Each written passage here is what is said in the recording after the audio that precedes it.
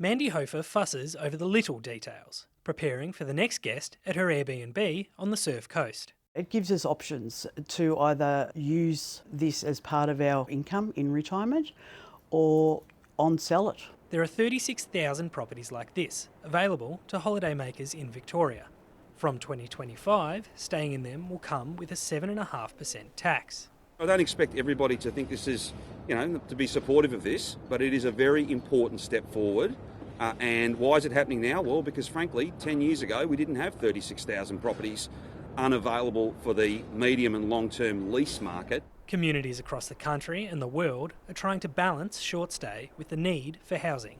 But tourism businesses say this goes too far. If people have to absorb a 7.5% tax, they'll reconsider how long they're staying. A 3 or 4 night stay will become a 2-night stay. The levy's expected to raise $70 million a year, which the government says will go towards social and affordable housing. All that's going to take for people to avoid having to collect and pay this will be to take themselves off platforms.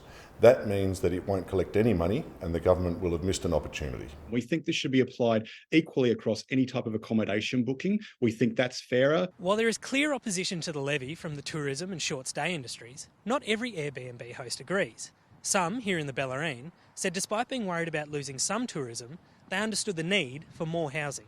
Given we've got a housing crisis that we need to solve, and supply is an important part of that, a critical part of that, how we fund that moving forward is pretty important.